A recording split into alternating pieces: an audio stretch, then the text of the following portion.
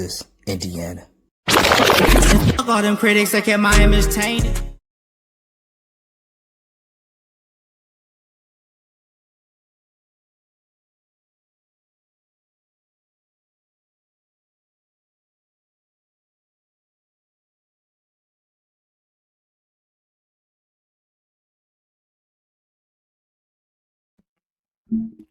Hey, Shalom, Shalom. First and foremost, giving all praise, honor, and glory to the Most High God, Yahweh.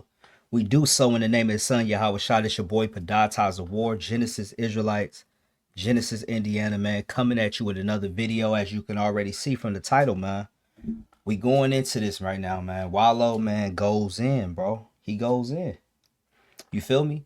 This was a so basically what I'm gonna be talking about today, I'm gonna review some parts of this interview that Wallo did with Shannon Sharp from and it was on Club Shay Shay.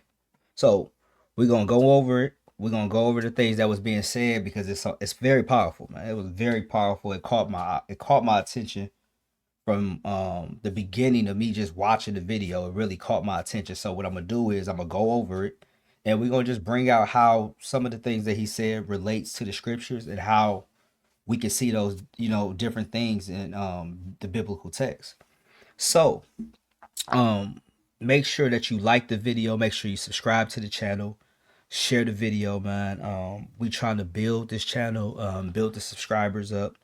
And also we just trying to keep the content coming, you know what I'm saying? Keep fresh content coming out each and every day, you know what I'm saying? Just to keep it, keep everything going, man. So also make sure you gotta check out all the other Genesis channels. Genesis Nebraska, shout out to them brothers, man. Genesis Minneapolis, shout out to them brothers. Genesis Toronto, Philly, Kansas City, all them brothers, man. Genesis North Carolina, Seattle, all that, man. Make sure y'all check out all the channels. Check out Priest Genesis Mode. Check out Brother Hassad channel. So if you would like to join Genesis Israelites, hit the email deacon@genesis144.com. Deacon@genesis144.com. Make sure you hit the email, man. Get out here in the field and do this work. You feel me? So what I'm gonna do is I'm gonna share my screen and we're gonna go right into it. So let's get it.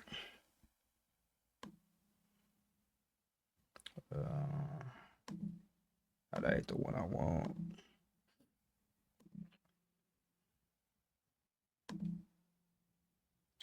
Okay.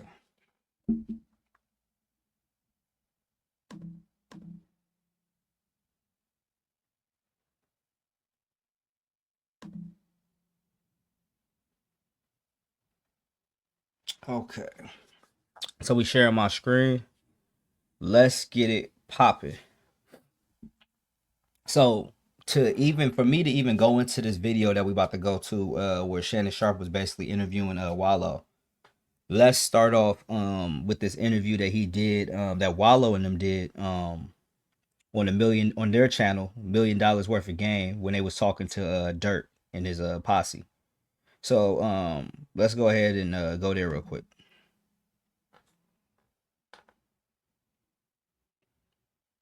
If you have a 700 plus credit score, you qualify for Chase's new program where you can access up to $150,000 of capital.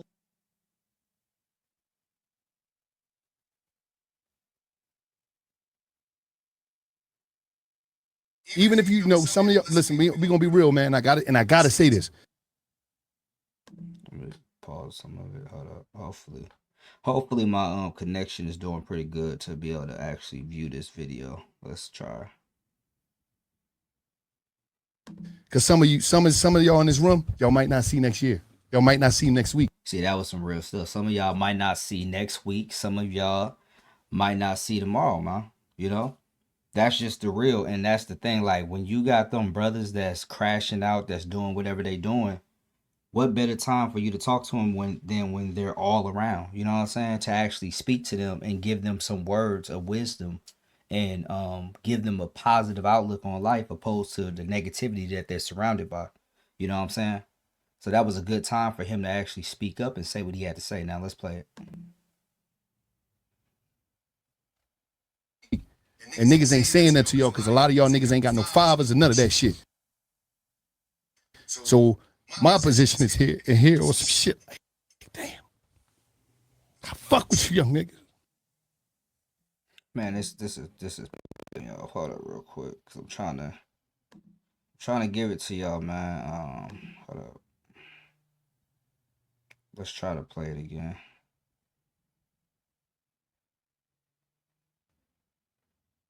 Position is here and here or some shit like, damn, I fuck with you, young niggas.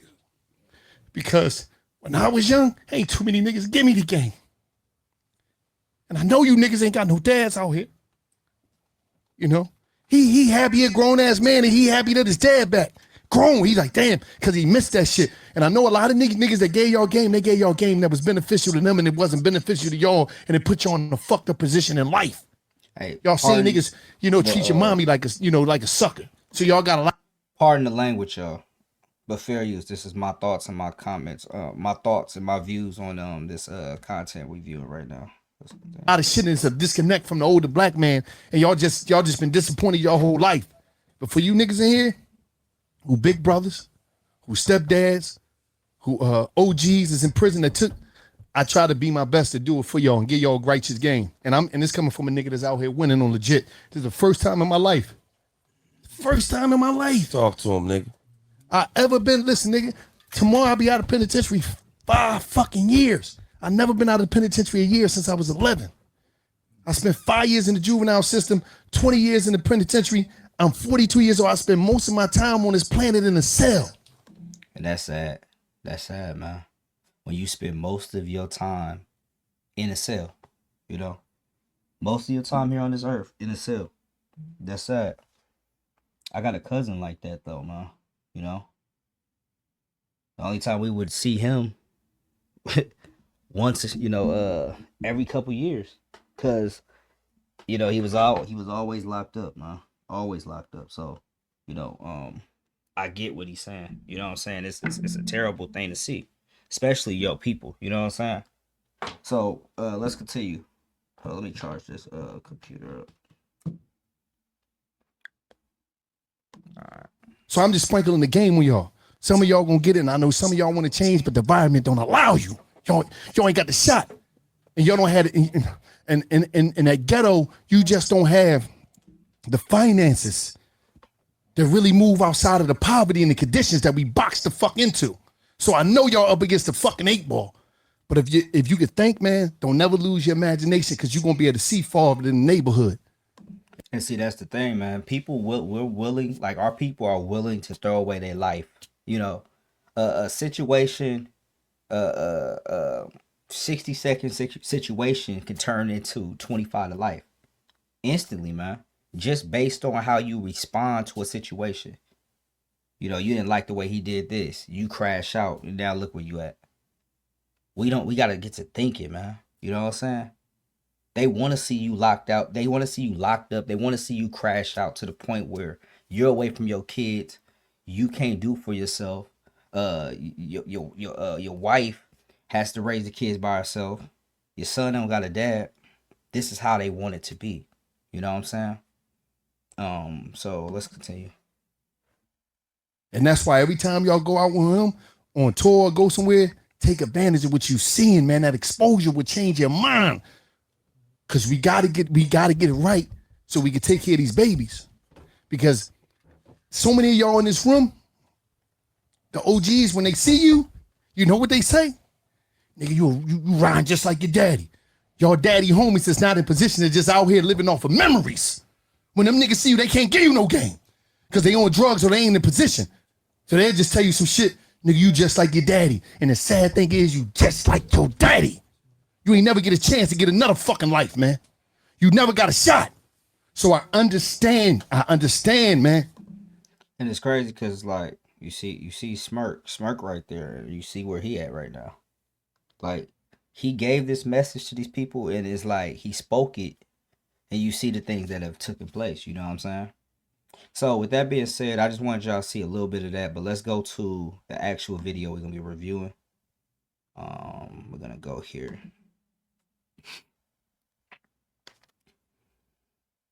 Sure. Vistaprint Make prints sure business cards. y'all like But we it, also print these subscribe and to the those. channel, share the video, man. We And gotta engrave get that. get We these print likes your up, brand man. on everything so know what I'm customers saying? can notice you, remember you, and Labels fall for in y'all, love man. with you. If you need it, Labels we for print y'all. it with 25% off for new customers at Vistaprint.com. You went viral when you broke into tears telling Lil Durk not to retaliate in King Von's death. You know, it was so emotional because Dirk, he said, I need you to come here, right? He said, we could do it in Miami, whatever, but I need you to come here because I need you to talk to these. That's what he told me. He said, I need you to talk to him, Wallo. I need you to talk to him. I said, all right, I got him. And maybe Dirk was trying to get away from it, you know what I'm saying? Away from that life, but the past just caught up with him. Who knows? Like, you know what I'm saying? Like, who really knows? You know what I'm saying? And maybe that was the case. Maybe he wanted him to speak to them because he was trying to go to a different place in his life, you know, before he got caught up. But, you know, the thing, you know, the wages of sin is death. You know what I'm saying? And when I say that, I'm basically saying, like, those things pile up and eventually the judgment comes. You know what I'm saying? So his judgment happened to be, you know, he locked up right now. You know what I'm saying? So let's continue. And when I get there, I didn't know it was going to be that many. It was like 100 of them. We in the basement in Chicago. It's 100 of them. And them niggas, they ready to ride? Yeah, no, they just was there, you know. Okay, they want to hear what you wanted to say. No, it wasn't even that. They didn't even know why they was there. Dirk was like, we gonna do it in the hood. Okay. I want you to holler at them, Okay, boom, boom, okay. boom. So I'm like, I got you. When I got there, I'm like, he like, man, listen, I need you to holler at him. It just so happened that when I'm talking to him, I understand, because I'm talking to a couple of them on the side, and I understand that nothing is more important in the ghetto than revenge. Revenge is king. Yes. Closest thing to God. Because the black man is willing to die about his ego. And this is so true. The black man is willing to die behind his ego, man. You know what I'm saying? It's pride, man. Pride is a terrible thing, man. That, you know, brothers is willing to die behind, man. You know, you stepped on my shoes, so I'm willing to, you know, a brother willing to take you out because you stepped on his shoes, or you looked at me the wrong way in the club, so I'm willing to go get the switch and light the whole place on fire. Like, this is the type of links we go to prove a point. You know what I'm saying? To prove a point and prove the toughness of one, you know, or, you know, because our ego, we feel like our ego was bruised, instead of looking at the situation like, hey man, you know, look, hey, just getting over stuff. You know, we can't get over things, and as a result, you see different things like this happen. So let me go to a scripture. We're gonna go to Proverbs 16 and 18. This is the NLT. Pride goes before destruction, and haughtiness before a fall. So it says pride goes before destruction. So what, you know, generally, like, basically what it's saying is that pride is in the vicinity before the destruction, you know. And a lot of times that ego is puffed up with pride, because instead of you sitting up there just like, okay, well, look, I'm gonna get over it, I'm not gonna trip, I'm not gonna sit up there and black out. It's like, nah, he wronged me, I'm about to take it there and he gonna feel everything I felt. You know what I'm saying? And that's how he is. But we like that towards each other, but we not like that towards other, you know, ethnicities. We like that towards each other, man. You know, the black man will, like he said, the black man is willing to die behind their ego. Their ego. You know, we're willing to die behind our ego, opposed to mending and making things right, man, and taking accountability for certain things that we do. You wrong somebody, take accountability for it. Instead of sitting up there getting to the point where it's like, no, I wronged him. Nigga, you gonna have to just get it out the mud and figure it, you know, take it how you take it. You know, if you don't like it, you know, scrap up. Like, you know what I'm saying? It's to the point. That's the type of mentality that our people are moving with, man. You know? So let's continue. The ego killed more black men than any other disease. Nothing killed black men more than the ego. That ego of, you hit me, Shannon, people saw it, I can't let you go. You got to die about this shit. In my mind. It's the embarrassment. You know what I'm saying? It's the embarrassment. Brothers feel embarrassed when somebody wronged them, or you know, or shunned them in front of people. They feel embarrassed. So as a result of the embarrassment, they have to inflict harm on you and make you feel embarrassed, make you feel what they felt. You know, like, we have to get to the point where we're able to get over things and not you know, revenge against our brothers, man. Hold up.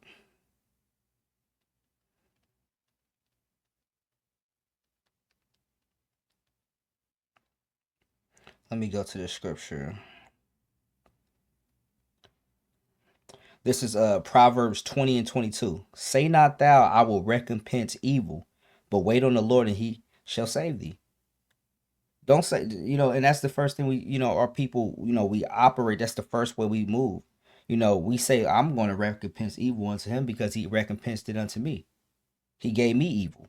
So I'm going to recompense evil unto him. I'm going to make him feel evil. I'm going to make him feel what I felt. But but the scripture says, wait on the Lord and he shall save thee. Let the Lord move on your behalf, man. I feel like a lot more people would be alive if we did that in certain instances, like what we deal with our people, opposed to reacting. You know what I'm saying? Because reacting in anger and it turns into a whole homicide. It's not worth it. You know what I'm saying? We gotta use wisdom. Mama raised me, so I grew up soft. I ain't had no structure of no father there, so I'm just emotional. When I'm in there, I'm telling them I had to. And another thing, what he was just talking about, growing up, he was like, when you have just the mother in the household, you're taking those traits. A lot of brothers are taking those traits of just, being emotional, just balls of fire, man. You know what I'm saying? Like it's a lot of emotion opposed to thinking with logic in certain instances, man. In certain situations, you know what I'm saying? That's how brothers respond, opposed to actually thinking like, if I go do this right now, this is what it's gonna take away from. This is what I'm gonna lose. Instead of responding that way, brothers respond emotionally and just do whatever the hell they gonna do. Let's continue.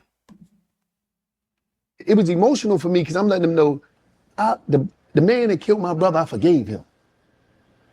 Am I a coward? Am I a punk? Well, I don't know what that shit mean. But I knew that forgiving him mean that I was willing to live for my brother in an environment where we celebrate dying for somebody. I said, no, I'm going to live for my brother, my grandma, my brother, kids, my mama. I'm going. He realized instead of sitting up there going after the person that killed, I think he was saying his brother, instead of going after that person, I got people I got to live for. And that's kind of like what Paul was saying. And let me go to Philippians 1. Let's go to Philippians 1 and we're going to go to verse, we're going to start at verse 21. For to me, this is Philippians 1 and 21. For to me, to live is Christ and to die is gain. But if I live in the flesh, this is the fruit of my labor. Yet, what shall I choose? I will not. You see what I'm saying? Verse 23. For I am in a strait betwixt two, having a desire to depart and to be with Christ, which is far better. So he was like, hey, I would rather go. But then he said, verse 24, nevertheless, to abide in the flesh is more needful for you. Like, me being here is much more needful for you. So, I'm going to just be here and give y'all everything y'all need. You know what I'm saying? And he basically, like, Wallo was basically just going into, I got people I need to live for, live through, be able to give life to. It's more people that I need to educate before I'm gone. I'm much more of a better use here to help the people around me than for me to be up in the dirt because I wanted to sit up there and go avenge, my brother's death, Live for them because don't nobody talk about that. But I know that I'm going to just be straight up. I know that I'm not built to die right now because I know it's more things that I got to do. Yeah. And I know I got a responsibility. That's exactly what I was saying. That was my older brother. You think what I'm saying? So It's like, I got to step up. I got to be a man. So I got to think as a man would think, not as a street would think, that would die about his ego and leave his babies, leave his mama, tear down the community about the ego. And that's the thing, like, which one is more important, your ego or everything that you can lose? You can lose your whole family behind your ego, man. Behind you crashing out, you can lose your whole family. Which one is more important? That's the question. Your family or your ego? The people you love or the get back? Which one is more important? Which one is going to be more fruitful? People don't think about that. Like, man, like, well, if I do this, my son he ain't gonna have a father. If I do this, my rib, she gonna have to raise the kid by herself. And it's gonna damage the household. We have to start thinking about stuff like that. My ego wasn't built like that. I wasn't that strong to have that type of ego. I wasn't cut like that. You mentioned that you had to forgive your brother's killer. How long did it take you? Because they say forgiveness is not for the person that wronged an individual. The forgiveness is for the person that's been wronged. May came to see me. So my niece, she come to see me the week after her dad get killed. This the first time I meet this little. I'm telling you, she was like 4 or 5. She was like probably 4 or 5, but she was like 50. So when she came in there, she went around the visiting room. She jumped on my lap. She said, "Oh, when you come home, you're not leaving. You're not coming back, is you?" I'm like, "No, I'm not coming back." She said, "I need you to take me here." She telling me all this stuff. And my nephew there too. I'm just talking to him, and I'm like, "Damn, somebody finally counting on me."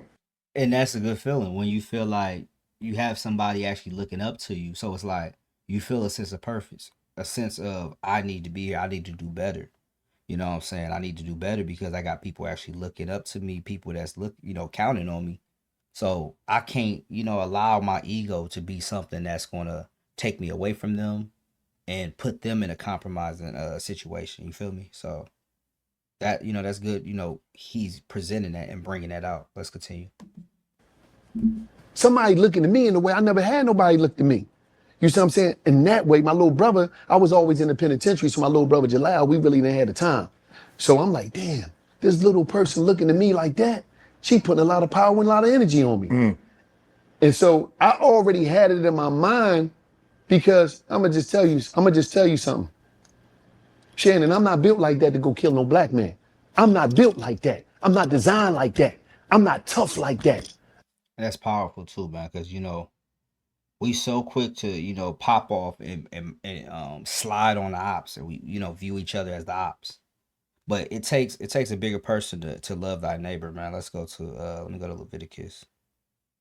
Leviticus 19. It's a bigger task, but it's much more rewarding. You know what I'm saying? Let's go to this is Leviticus 19 and 17. Thou shalt not hate thy brother in thine heart. Thou shalt in any wise rebuke thy neighbor and not suffer sin upon him. So we should not hate our brother in our heart. Verse 18 says, Thou shalt not avenge nor bear any grudge against the children of thy people, but thou shalt love thy neighbor as thyself. I am Yahweh.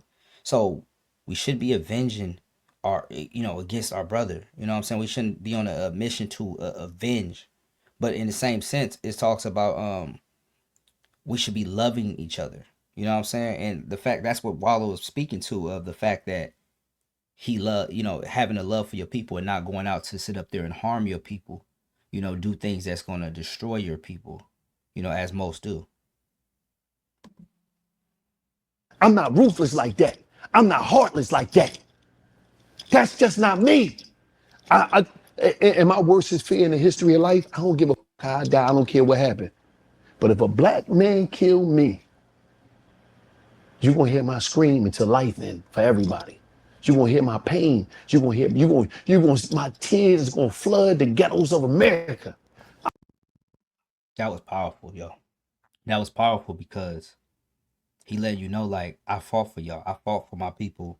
So if I go because of one of my people, y'all gonna hear my tears. Y'all gonna hear everything that I put onto this earth for my people. Y'all gonna feel it. And majority of our leaders, they tend to die at the hands of their own, which is a sad thing. Let's go to let's see what Yahweh Shah said. Let's go to Matthew 25. Let's go here. I mean not Matthew 25, but let me go there. Hold up real quick.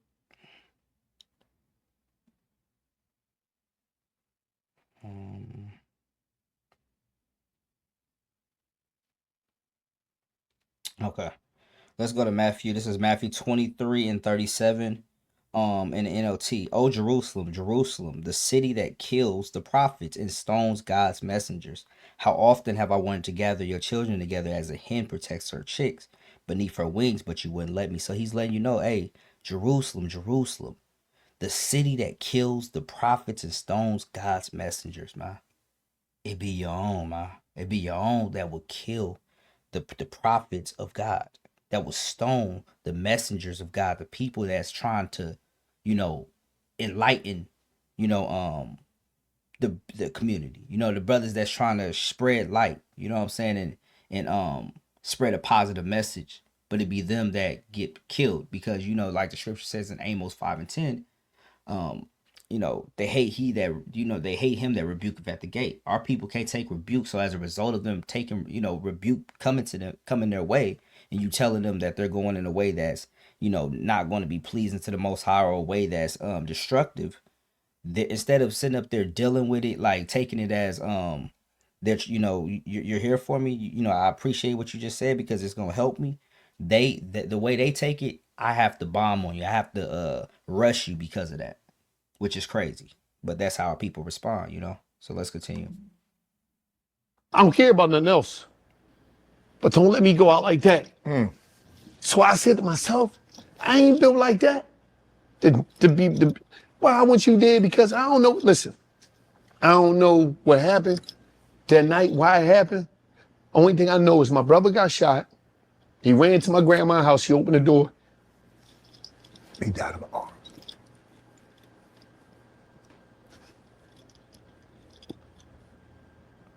I ain't built like that to see nobody else go out like that. I ain't built like that. I ain't cut like that, Shannon. I'm just not, I ain't designed like that. Just because you hurt Nanny, I don't want to hurt your grandma. For what? If I hurt your grandma, when the shit won't stop. It's a continuous cycle. You said that by not retaliating, it gave you the freedom to spend time with your family. When I got out of jail, right, I ain't have a lot, but I had everything. Because I remember something.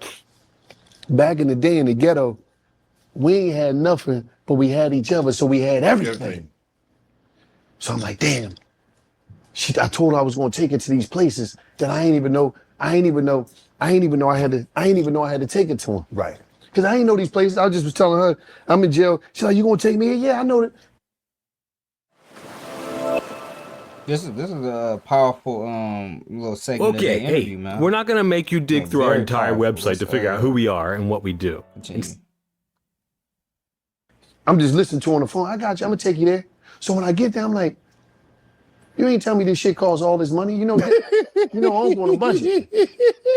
I ain't know it said Five Below. I go in there, I spent $50. God damn. Yeah. They said Five Below. I'm thinking I'm gonna get a bunch of stuff for $5. Right. So she got me in there, Mom, don't be buying all that. I'm like, I got to. I just wanted to show up, not just financially. I wanted to show up mentally, emotionally. I wanted to show up for them. And that was my whole thing. So it was like, bang. That was all it was about, was living for them and being able to see them to see me, for me to be an example to my niece and nephew. And that's what you want to be. You want to be able to be an example to the people that surround you. You know what I'm saying? That's like that's why I was speaking on like being a light to those people that surround you. You know what I'm saying? It's a need for you to be a light, and that's what Wallo is. You know, speaking to being a light. You know what I'm saying? Being able to show them a different way, because a lot of our people are living in the worst conditions to the point where they can't see no way out. They can't see no good, you know, outcome. All they know is ambulances. All they know is, you know, drugs. All they know is bad things happening opposed to good things. You know what I'm saying? And this is also, you know, why we let our people know about the curses, man. The curses being upon us as a people, you know, to the point where we don't see ourselves prosper because these curses be upon us. You know what I'm saying? We have to work harder because these curses are upon us, which is another reason why we need to start keeping the commandments to be able to get up out of here. So let's continue. And even for my grandma, like, boy, you can do something with yourself. Because I wanted to prove Nanny right. She always said, you special. But I'm like, special? What you mean? Why would I be special? I'm thinking she crazy, telling me I'm special. I live in the ghetto. I didn't know you could be special coming from the ghetto. And that was so powerful, because let me go to Jeremiah 30.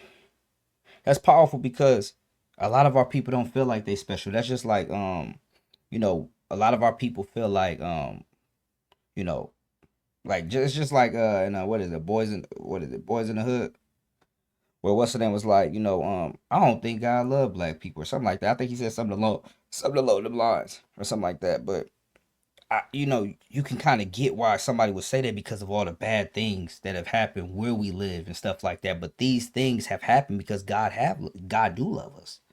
He's chastised us because we wasn't doing what we were supposed to do. But it's all part of his plan to bring us back to what we need to be, you know, back into rulership, you know what I'm saying? But we have to do what we need to do as a people, you know? Just like when your child does something that is displeasing, you punish your child, but in the same sense, does that mean you don't love your child? You love your child, you know? So let's continue. Oh, yeah, I was going to Jeremiah 30. Let me go to Jeremiah 30.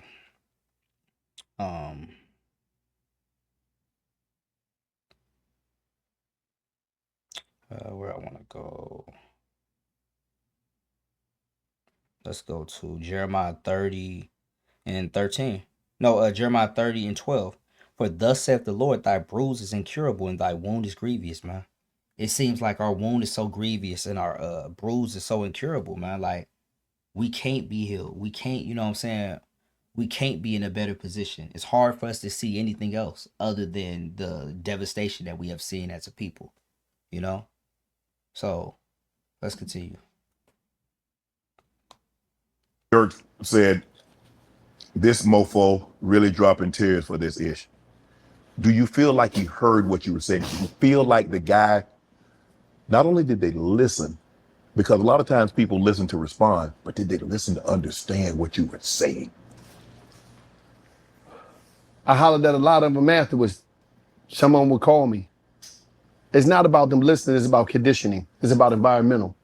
You can listen to everything that I say, but a lot of time, as I'm still growing, I don't have the resources to remove you from the danger that you're up against every day. Exactly. So when, like, you know, I had even I was talking to one of my cousins mom, man. She was talking about my cousin was just saying, like, you know, he wants to change, but you know, it's his environment. You know, he feel like he has to leave out of here just for any type of change because you're always worried about the opposition. You're always worried about the ops rolling by and trying to catch you slipping.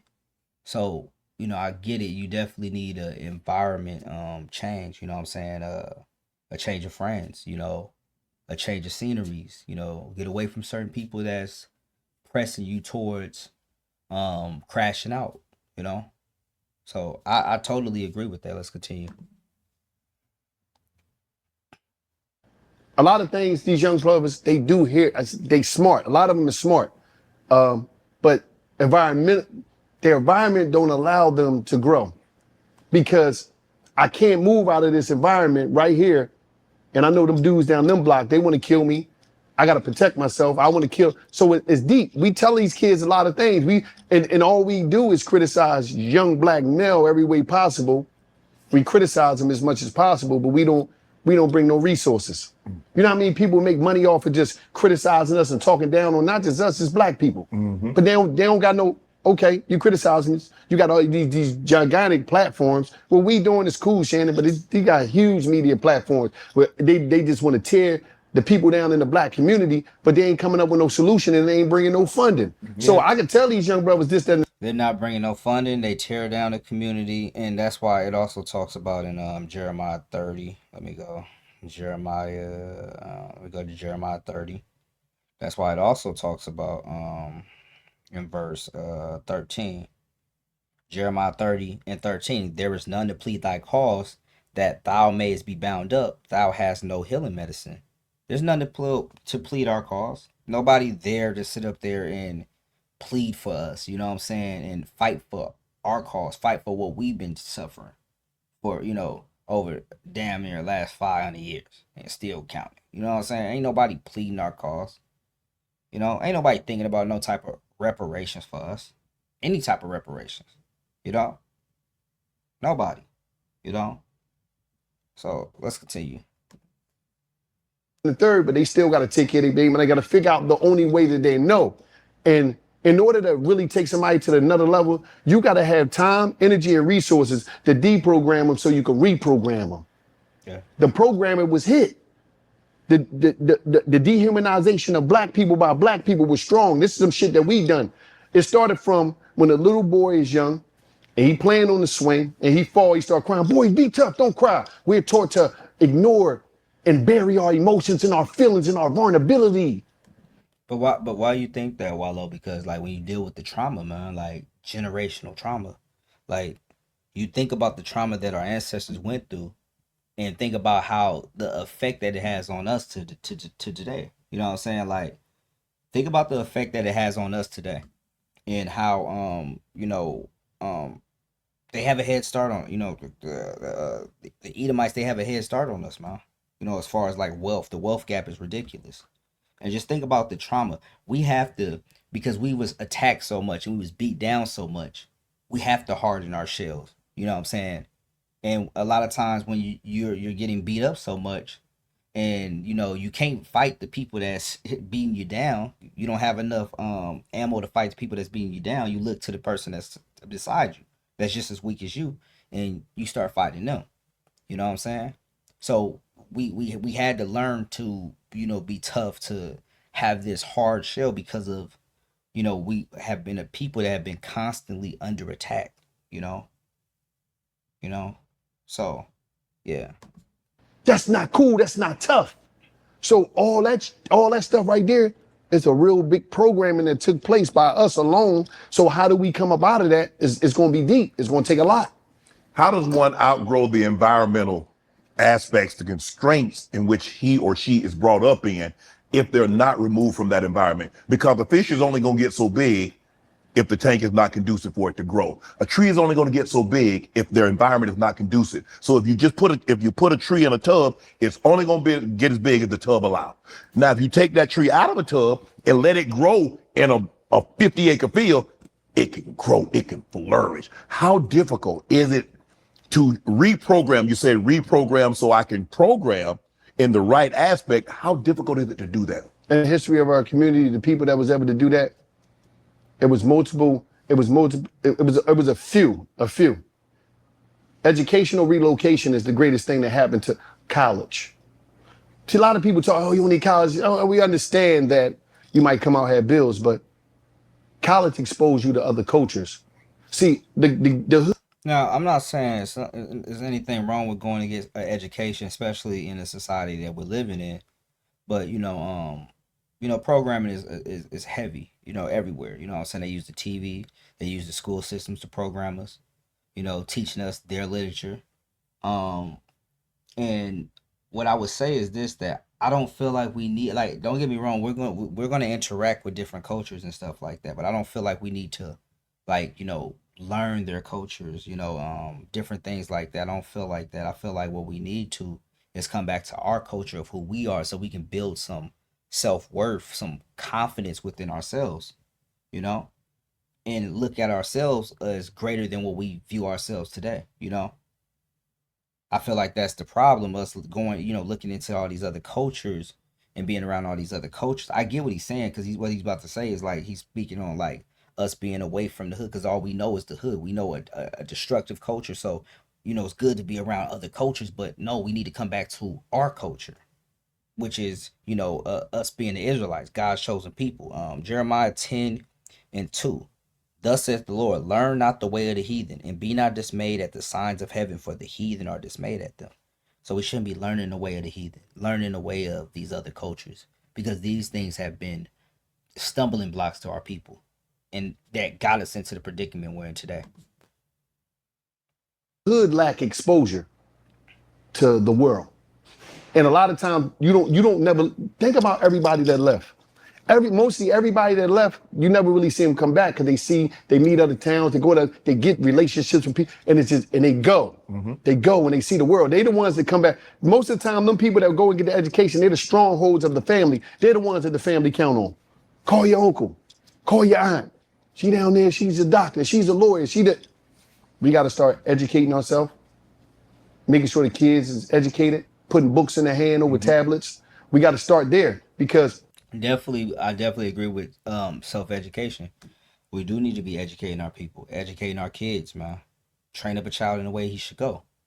That when he grow older, he won't depart. You know what I'm saying? But we have to put the right information into our seed's hand, and put the right information into our kids' I mean, it's our people, you know, into their hands. We have to put the right information, man. You know, let me go here. Let me go here real quick. Let's go to Proverbs chapter 2, verse 7. This is Proverbs 2 and 6, and I'm gonna read 7 too. For the Lord giveth wisdom, out of his mouth cometh knowledge and understanding. He layeth up sound wisdom for the righteous. He is a buckler to them that walk uprightly. We need sound wisdom, you know, things to put in our community minds, you know, to put into the hands of our children to be able to have a rich community. You see what I'm saying? So we need the right things, you know, not just any type of wisdom, not just any type of knowledge or understanding. So let's continue.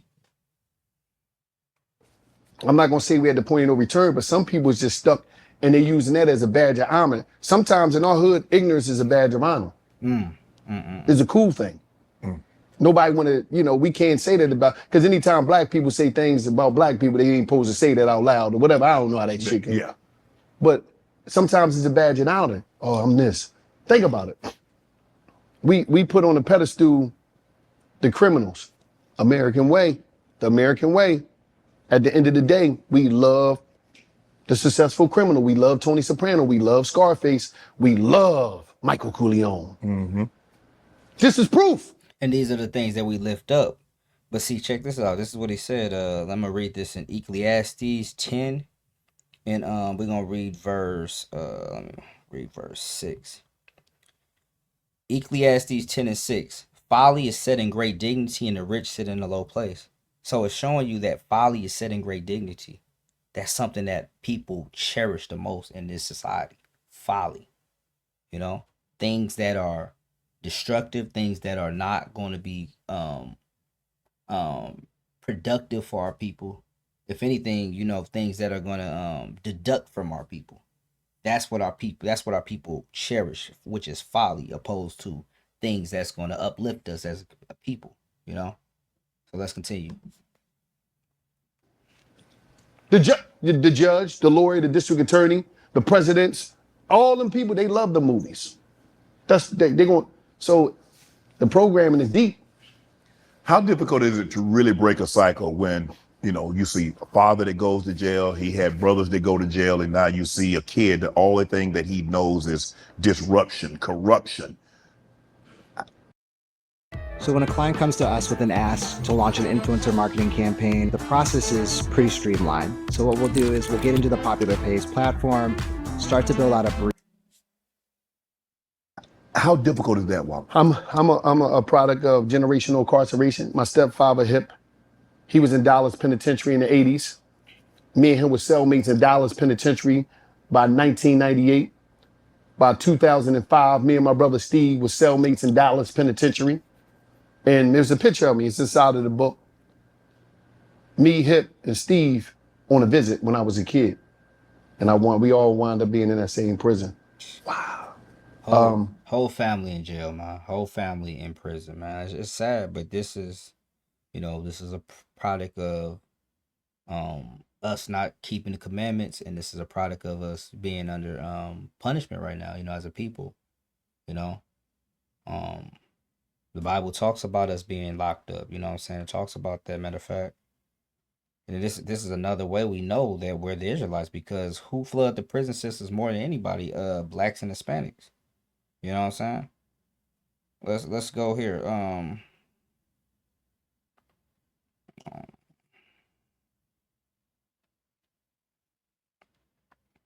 This is Isaiah 42 and 22. But his people, his own people, have been robbed and plundered, enslaved and imprisoned. He's talking about prison, trapped. They are fair game for anyone and have no one to protect them, no one to take them back. So we're enslaved, imprisoned, and trapped. This is our people, man. It's like a society. It's like a we leave from one cage and go to a whole nother cage, man. That's just the society that we live in, man. You know, where it's set up for they set up for them to keep us trapped. Let's continue. It's a cycle because prison is a, you got to think about this. there's the ghettos of America build communities. And when I say the ghettos of America build communities, this is what happened.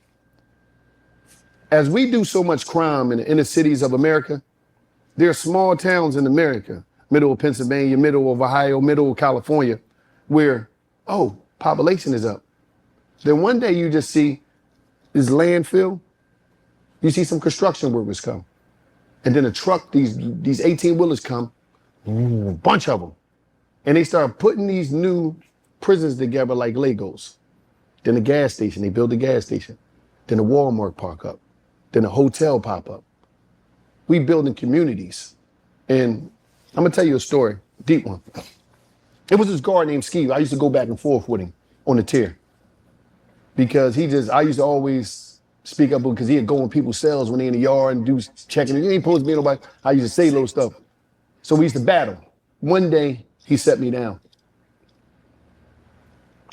I go to the bubble to get some legal mail, because when you get the legal mail, you got to sign for it. And he said something strong to me. I never forgot this. He said, "Come here, Peoples." That's my last name. I said, "What, man? What you want, man? I'm just signing for my mail." He said, "Look."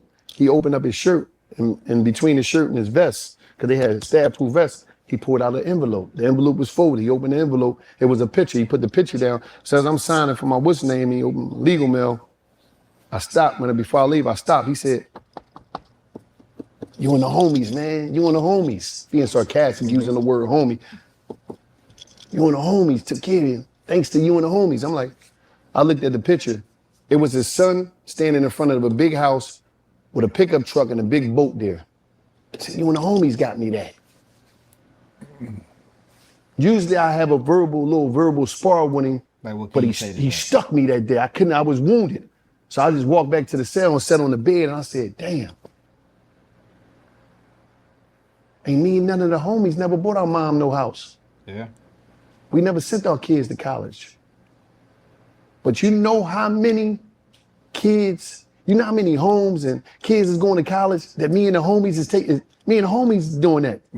But it ain't going to our community. We taking care of families, we taking care of generational, because in prisons you have with nepotism. You got the warden. The warden brother is a security captain. His other brother is the lieutenant. His sister is the head of the medical. The other cousin is the head of the gymnasium. The other cousin is just like the plantations, where the whole family has their slaves, owns their slaves, has their slaves. You see what I'm saying? On the plantation, no different. the activity director. The other cousin is the head of the workforce. You walk inside a prison, you see 15 family members that go home every day and 15 family members that don't. That's the prison system in America. So it's deep. Right. It's deep. And it's going to take a lot to break that. So yeah, man. But yeah, man, if you so yeah, man, that was a pretty good let's watch it a little bit more. We can watch a little bit more what he's saying. Why is it that a lot of times that you see rappers and they rap about that, and they made money, millions, and they still go back to that culture? Why can't they let that go? Why can't they escape that one? Because in the ghetto, everything is about ego. You gotta prove to the dudes, the ops, or whoever they is. Everybody want to prove to the people that they are doing better than that they still real. And that'd be the problem. You trying to prove that you're still real. And I mean, I get it. You want to relate to your people, but you know, a lot of times with you relating to your people and trying to prove to them that you're still real, you know, you start entangling yourself into things that you shouldn't be entangling yourself in. Being a millionaire, you know what I'm saying? But that's how it tend to be. I gotta show I'm still real. I'm still out here doing it, still out here doing that, and then you get locked up, and everybody's sitting up there talking about why did he do that, you know? But it's from the thrill of being. It's like the excitement of being this figure of I'm real, you know? I'm him, you know what I'm saying? It's this excitement, and it lands you in jail. You know, or the grave. You mean you real? You just bought your mama a house. That's real enough. But it got to be, you know, people want to prove that I ain't no chump. I ain't no turkey. Listen, let me tell you something, man. You just rap some songs, right? I'm talking about you went in the studio, rap some songs. You got that publishing money. You got a bunch of money. It depends on how your deal structure. You got all that tour money. You got 10, 15 million in the bank. I think it's about time to start being a pussy, man. Hey, so I get what he said, man. So yeah, man. With that being said, man, that's the video for today. We're gonna stop sharing. And what I'm gonna do is, man, I'm gonna close out. I just, I felt like that was a real good video to go into today because, it's definitely needed. It's definitely needed with everything going on in our world and our society. So what I'm gonna do is I'm gonna close out. I'm gonna give all praise, honor, and glory to the Most High God Yahweh. We do so in the name of His Son Yahweh. Shad is your boy. Padatas War. Shalom.